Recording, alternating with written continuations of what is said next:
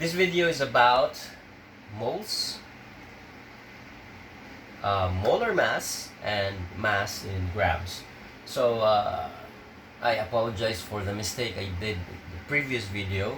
I actually misread this as 602 septillion 200 quintillion. It's actually 602 sextillion 200 quintillion particles because what the mistake I made the mistake because I was just counting the zeros. So you have 6 zeros, billion, trillion. Then I forgot that for this to be a million, you must have 1 here, right? So 1 followed by 6 zeros.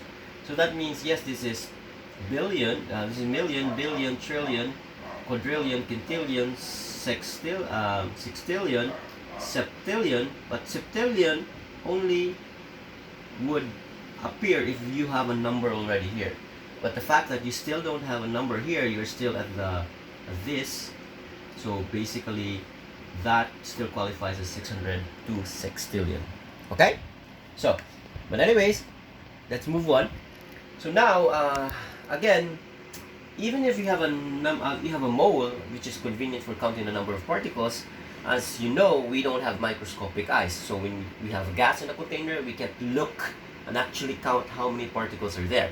What we can do, however, is measure the container without the gas, and then measure the gas with the container with the gas, then deduct the masses so that we can know the mass of the gas inside. So basically, a molar mass is the mass of 1 mole. So basically, if you have 1 mole of something, you can know the mass of it through the molar mass, right? So basically, the molar mass is mass in grams. So this is just for my how I assign the variables. Molar mass, I would assign it as mm. Then mass in grams is mg. This is the mass in grams. So this is the mass that you actually weigh in the real world over the number of moles. So how many moles there are. So molar mass is just mass in grams divided by number of moles.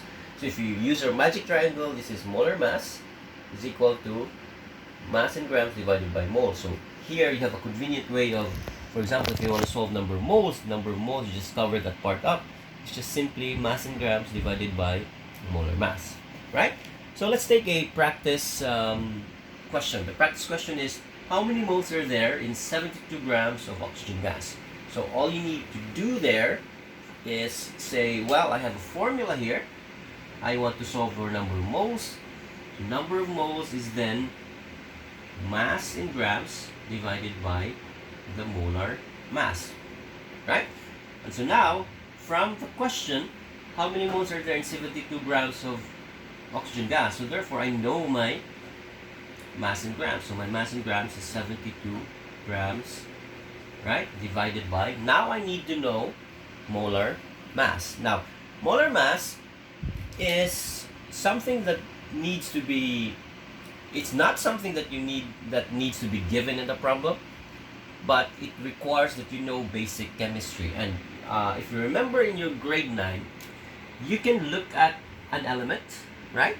And when you look at the element, there's actually a number above that element, to the right side, I think, to the upper right side, that gives you the molar mass of that element. So for example, for oxygen, the molar mass, I believe, is 15.999. For hydrogen, it's 1.01. For carbon, it's 12.01, right? So we have this molar masses of each element in the periodic table. So you actually get this molar mass from the periodic table. So it doesn't need to be given in the problem. So because we're studying physics and not really chemistry, let's simplify things a bit.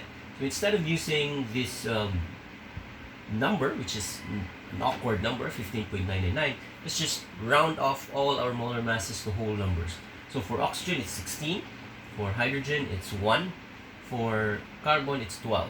Okay? So let's do that. So what that means is, if I have oxygen gas, remember this is oxygen gas, and if you know your chemistry, oxygen or gases in general tend to be diatomic. So oxygen gas is O2, right? So if we inject a little logic here, if each oxygen gas is O2, molecule is O2, and each atom each oxygen is 16 grams per mole, because that is what that number means, right? So what is the molar mass of one oxygen gas, one O2 gas, not one O atom, but one O2 molecule, right?